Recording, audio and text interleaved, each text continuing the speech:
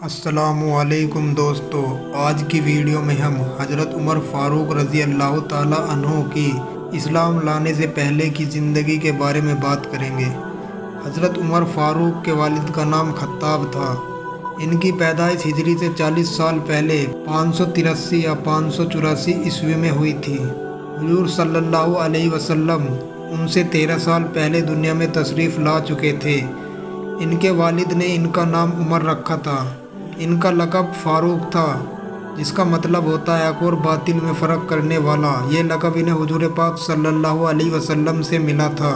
حضرت عمر فاروق کا نسب 8ویں پشت میں حضور پاک صلی اللہ علیہ وسلم سے جا ملتا ہے۔ جب یہ دنیا میں تشریف لائے تو اس وقت مکہ میں قریش کی سرداری تھی، جو حضرت اسماعیل علیہ السلام کی اولاد سے تھے۔ قریش کے آگے چل کر 10 سے زیادہ قبیلے بن گئے۔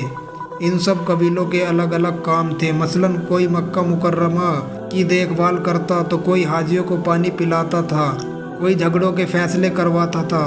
حضرت عمر فاروق بنو عادی قبیلے سے تھے، جس کے سپرد 2 کام تھے۔ قریش کو کوئی ایلچی بھیجنا ہوتا تو بنو عادی بھیجتے تھے، اور ان کے سپرد دوسرا کام یہ تھا، اگر 2 گروہ کے بیچ کہیں جھگڑا ہو جاتا تو اس کا فیصلہ بھی بنو عادی کے سردار کرتے تھے۔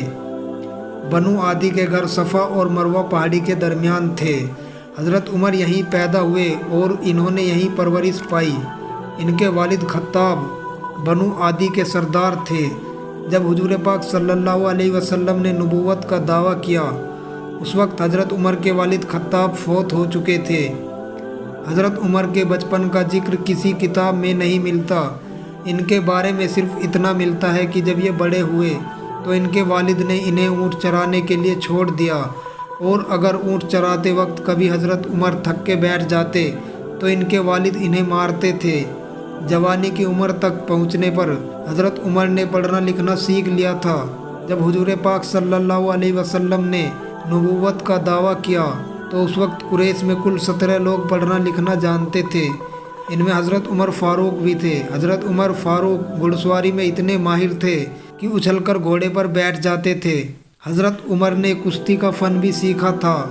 یہ لمبے قد کے طاقتور انسان تھے۔ انہوں نے قریش کے چوٹی کے پہلوانوں کو شکست دی۔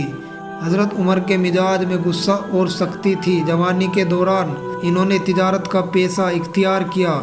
جب حضور پاک صلی اللہ علیہ وسلم نے نبوت کا اعلان کیا، اس وقت حضرت عمر فاروق کی عمر 27 سال تھی، اور حضرت عمر اس وقت مکہ کے لوگوں میں اچھا رسوخ رکھتے تھے۔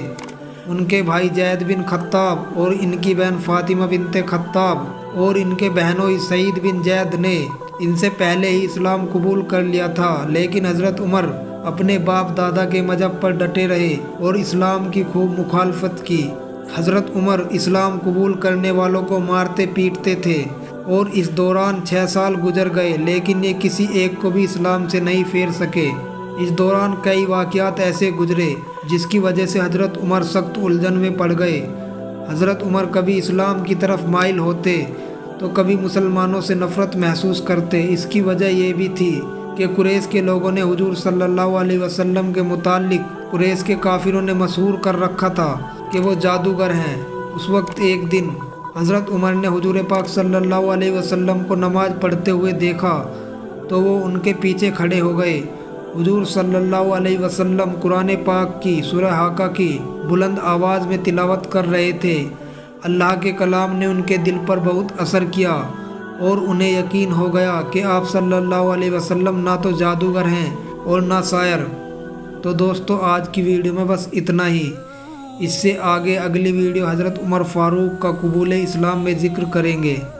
امید کرتے ہیں آپ کو یہ ویڈیو اچھی لگی ہوگی، لہٰذا اس ویڈیو کو لائک کریں، کمنٹ کریں اور اپنے دوستوں کے ساتھ اسے شیئر کریں، اور مزید اس طرح کی انفارمیٹیو ویڈیو دیکھنے کے لیے ہمارے چینل کو سبسکرائب کریں۔ اللہ حافظ۔